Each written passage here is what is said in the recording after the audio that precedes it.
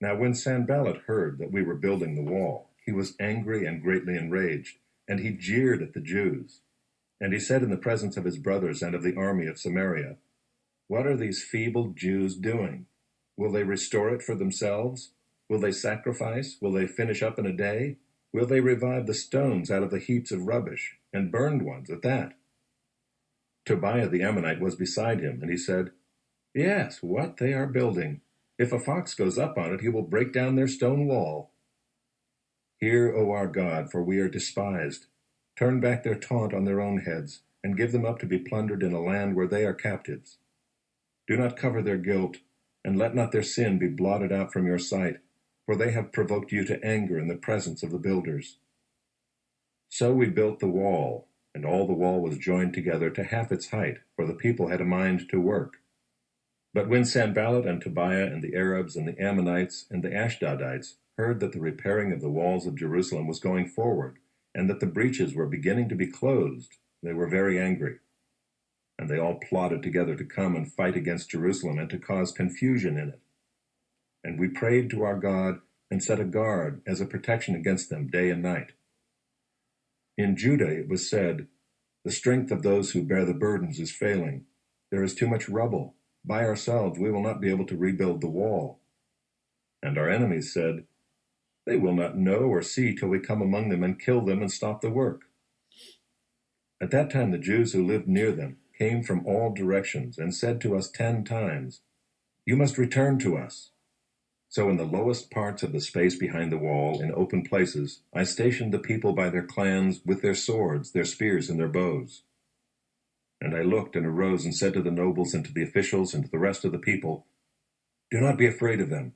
Remember the Lord, who is great and awesome, and fight for your brothers, your sons, your daughters, your wives, and your homes." When our enemies heard that it was known to us and that God had frustrated their plan, we all returned to the wall, each to his work. From that day on, half of my servants worked on construction, and half held the spears, shields, bows, and coats of mail. And the leaders stood behind the whole house of Judah, who were building on the wall. Those who carried burdens were loaded in such a way that each labored on the work with one hand, and held his weapon with the other. And each of the builders had his sword strapped at his side while he built. The man who sounded the trumpet was beside me, and I said to the nobles and to the officials and to the rest of the people, "The work is great and widely spread, and we are separated on the wall far from one another. In the place where you hear the sound of the trumpet, rally to us there. Our God will fight for us." So we labored at the work, and half of them held the spears from the break of dawn until the stars came out. I also said to the people at that time, "Let every man and his servant pass the night within Jerusalem, that they may be a guard for us by night, and may labor by day." So neither I nor my brothers, nor my servants, nor the men of the guard who followed me, none of us took off our clothes. Each kept his weapon at his right hand. Now there arose a great outcry of the people and of their wives against their Jewish brothers. For there were those who said, "With our sons and our daughters we are many, so let us get grain that we may eat and keep alive." There were also those who said, "We are mortgaging our fields, our vineyards, and our houses to get grain because of the famine." And there were those who said, "We have borrowed money for the king's tax on our fields and our vineyards. Now our flesh is as the flesh of our brothers, our children are as their children. Yet we are forcing our sons and our daughters to be slaves, and some of our daughters have already been enslaved. But it is not in our power to help it, for other men have our fields and our vineyards." I was very angry when I heard their outcry and these words. I took counsel with myself, and I brought charges against the nobles and the officials. I said to them, "You are exacting interest, each from his brother." And I held a great assembly against them and said to them, "We, as far as we are able, have brought back our Jewish brothers who have been sold to the nations, but you even sell your brothers that they may be sold to us." They were silent and could not find a word to say. So I said, "The thing that you are doing is not good. Ought you not to walk in the fear of our God to prevent the taunts of the nations, our enemies? Moreover, I and my brothers and my servants are lending them money and grain. Let us abandon this exacting of interest." Return to them this very day their fields, their vineyards, their olive orchards, and their houses, and the percentage of money, grain, wine, and oil that you have been exacting from them." Then they said, "We will restore these and require nothing from them. We will do as you say." And I called the priests and made them swear to do as they had promised. I also shook out the fold of my garment and said, "So may God shake out every man from his house and from his labor who does not keep this promise. So may he be shaken out and emptied." And all the assembly said, "Amen," and praised the Lord. And the people did as they had promised. Moreover, from the time that I was appointed to be their governor in the land of Judah, from the 20th year to the 32nd year of Artaxerxes the king, 12 years, neither I nor my brothers ate the food allowance of the governor. The former governors who were before me laid heavy burdens on the people and took from them for their daily ration 40 shekels of silver. Even their servants lorded it over the people. But I did not do so because of the fear of God. I also persevered in the work on this wall, and we acquired no land, and all my servants were gathered there for the work. Moreover, there were at my table 150 men, Jews and officials, besides those who came to us from the nations that were around us. Now what was prepared at my expense for each day was 1 ox and 6 choice sheep and birds, and every 10 days all kinds of wine in abundance. Yet for all this I did not demand the food allowance of the governor, because the service was too heavy on this people. Remember for my good, O my God, all that I have done for this people. Now when Sanballat and Tobiah and Geshem the Arab and the rest of our enemies heard that I had built the wall and that there was no breach left in it, although up to that time I had not set up the doors and the gates, Sanballat and Geshem sent to me, saying, "Come and let us meet together at Hekaphirim in the plain of Ono." But they intended to do me harm, and I sent messengers to them, saying, "I am doing a great work, and I cannot come down. Why should the work stop while I leave it and come down to you?" And they sent to me 4 times in this way, and I answered them in the same manner. In the same way Sanballat for the 5th time sent his servant to me with an open letter in his hand. In it was written, "It is reported among the nations, and Geshem also says it, that you and the Jews intend to rebel. That is why you are building the wall. And according to these reports, you wish to become their king. And you have also set up prophets to proclaim concerning you in Jerusalem, 'There is a king in Judah.' And now the king will hear of these reports. So now come and let us take counsel together." Then I sent to him, saying, "No such things as you say have been done, for you are inventing them out of your own mind."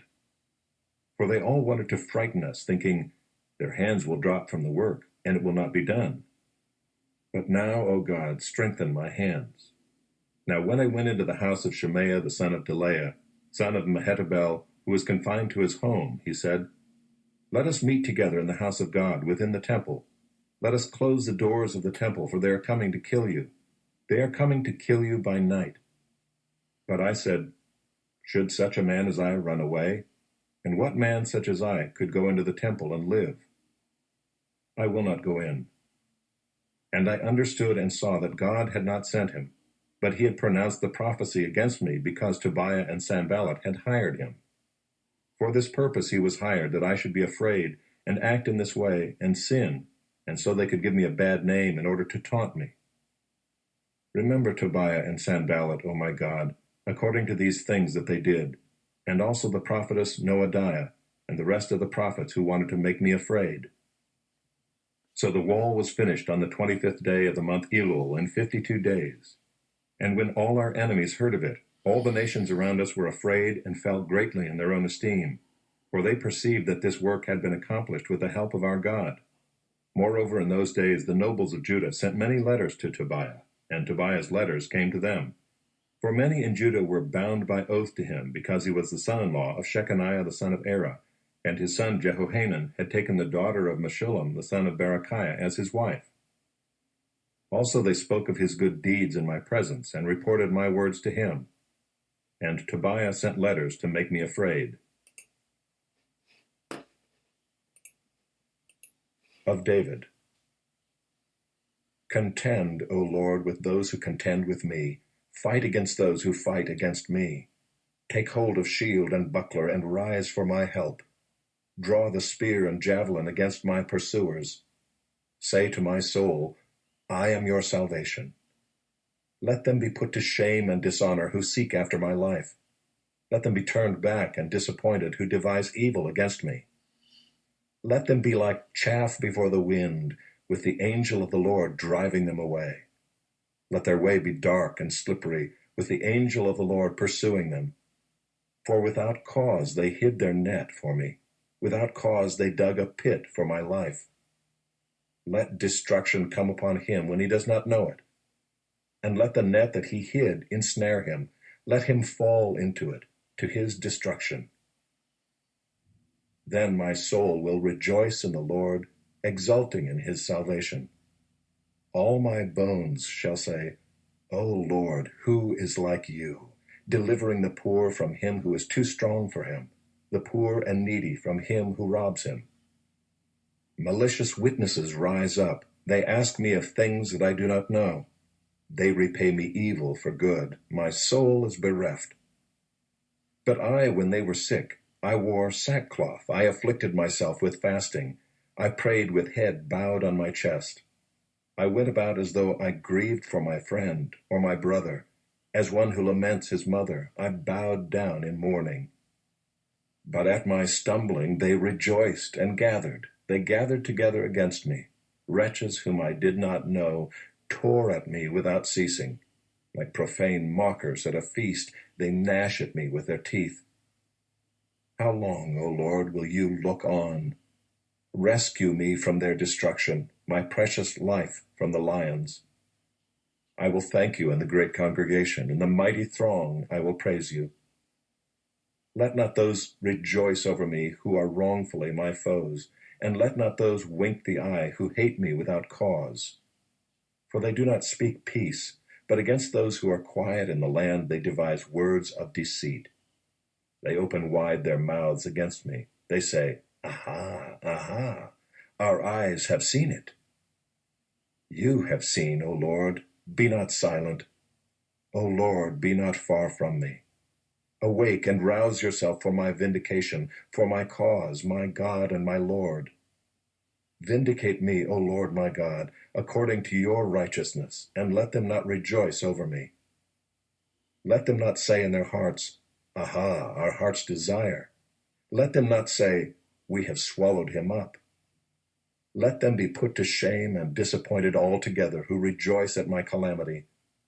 Let them be clothed with shame and dishonor who magnify themselves against me. Let those who delight in my righteousness shout for joy and be glad, and say evermore, Great is the Lord who delights in the welfare of his servant. Then my tongue shall tell of your righteousness and of your praise all the day long. To the choirmen. It was now 2 days before the Passover and the feast of unleavened bread. And the chief priests and the scribes were seeking how to arrest him by stealth and kill him. For they said, Not during the feast, lest there be an uproar from the people. And while he was at Bethany in the house of Simon the leper, as he was reclining at table, a woman came with an alabaster flask of ointment of pure nard, very costly, and she broke the flask and poured it over his head. There were some who said to themselves indignantly, Why was the ointment wasted like that? For this ointment could have been sold for more than 300 denarii and given to the poor. And they scolded her. But Jesus said, Leave her alone. Why do you trouble her? She has done a beautiful thing to me. For you always have the poor with you, and whenever you want, you can do good for them. But you will not always have me. She has done what she could. She has anointed my body beforehand for burial. And truly I say to you, wherever the gospel is proclaimed in the whole world, what she has done will be told in memory of her. Then Judas Iscariot, who was one of the 12, went to the chief priests in order to betray him to them. And when they heard it, they were glad and promised to give him money. And he sought an opportunity to betray him. And on the first day of unleavened bread, when they sacrificed the Passover lamb, his disciples said to him, Where will you have us go and prepare for you to eat the Passover? And he sent 2 of his disciples and said to them, Go into the city, and a man carrying a jar of water will meet you. Follow him, and wherever he enters, say to the master of the house, 'The teacher says, where is my guest room, where I may eat the Passover with my disciples?' And he will show you a large upper room, furnished and ready. There prepare for us." And the disciples set out and went to the city, and found it just as he had told them, and they prepared the Passover. And when it was evening, he came with the 12. And as they were reclining at table and eating, Jesus said, "Truly I say to you, one of you will betray me, one who is eating with me." They began to be sorrowful, and to say to him one after another, "Is it I?"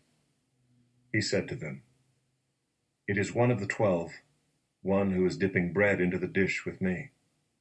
For the Son of Man goes as it is written of him. But woe to that man by whom the Son of Man is betrayed. It would have been better for that man if he had not been born." And as they were eating, he took bread, and after blessing it, broke it, and gave it to them, and said, "Take, this is my body."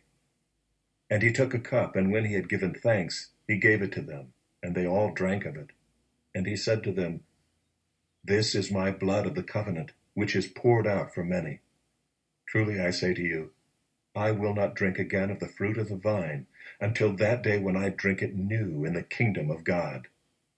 And when they had sung a hymn, they went out to the Mount of Olives. And Jesus said to them, "You will all fall away, for it is written, I will strike the shepherd, and the sheep will be scattered. But after I am raised up, I will go before you to Galilee." Peter said to him, "Even though they all fall away, I will not." And Jesus said to him, "Truly I tell you, this very night, before the rooster crows twice, you will deny me 3 times." But he said emphatically, "If I must die with you, I will not deny you." And they all said the same. And they went to a place called Gethsemane. And he said to his disciples, "Sit here while I pray." And he took with him Peter and James and John, and began to be greatly distressed and troubled. And he said to them, "My soul is very sorrowful, even to death. Remain here and watch." And going a little farther, he fell on the ground and prayed that, if it were possible, the hour might pass from him. And he said, "Abba, Father, all things are possible for you. Remove this cup from me. Yet not what I will, but what you will." And he came and found them sleeping, and he said to Peter, "Simon, are you asleep? Could you not watch 1 hour? Watch and pray that you may not enter into temptation. The spirit indeed is willing, but the flesh is weak." And again he went away and prayed, saying the same words. And again he came and found them sleeping, for their eyes were very heavy, and they did not know what to answer him. And he came the 3rd time and said to them, "Are you still sleeping and taking your rest? It is enough. The hour has come. The Son of Man is betrayed into the hands of sinners. Rise, let us be going. See, my betrayer is at hand." And immediately, while he was still speaking, Judas came, one of the 12, and with him a crowd with swords and clubs from the chief priests and the scribes and the elders. Now the betrayer had given them a sign, saying, "The one I will kiss is the man. Seize him and lead him away under guard." And when he came, he went up to him at once and said, "Rabbi," and he kissed him. And they laid hands on him and seized him.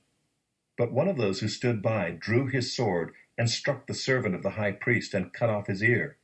And Jesus said to them, "Have you come out as against a robber with swords and clubs to capture me? Day after day I was with you in the temple teaching, and you did not seize me. But let the scriptures be fulfilled." And they all left him and fled. And a young man followed him with nothing but a linen cloth about his body. And they seized him, but he left the linen cloth and ran away naked. And they led Jesus to the high priest. And all the chief priests and the elders and the scribes came together. And Peter had followed him at a distance right into the courtyard of the high priest. And he was sitting with the guards and warming himself at the fire. Now the chief priests and the whole council were seeking testimony against Jesus to put him to death. but they found none. For many bore false witness against him, but their testimony did not agree. And some stood up and bore false witness against him, saying, We heard him say, I will destroy this temple that is made with hands, and in 3 days I will build another, not made with hands. Yet even about this their testimony did not agree. And the high priest stood up in the midst and asked Jesus, Have you no answer to make? What is it that these men testify against you? But he remained silent and made no answer. Again the high priest asked him, Are you the Christ, the Son of the Blessed? And Jesus said, I am, and you will see the Son of Man seated at the right hand of power and coming with the clouds of heaven. And the high priest tore his garments and said, What further witnesses do we need? You have heard his blasphemy. What is your decision? And they all condemned him as deserving death. And some began to spit on him, and to cover his face, and to strike him, saying to him, Prophesy. And the guards received him with blows. And as Peter was below in the courtyard, one of the servant girls of the high priest came, and seeing Peter warming himself, she looked at him and said, You also were with the Nazarene, Jesus. But he denied it, saying, I neither know nor understand what you mean. And he went out into the gateway, and the rooster crowed. And the servant girl saw him, and began again to say to the bystanders, This man is one of them. But again he denied it. And after a little while the bystanders again said to Peter, Certainly you are one of them, for you are a Galilean. But he began to invoke a curse on himself, and to swear, I do not know this man of whom you speak. And immediately the rooster crowed a second time. And Peter remembered how Jesus had said to him, Before the rooster crows twice, you will deny me 3 times. And he broke down and wept. And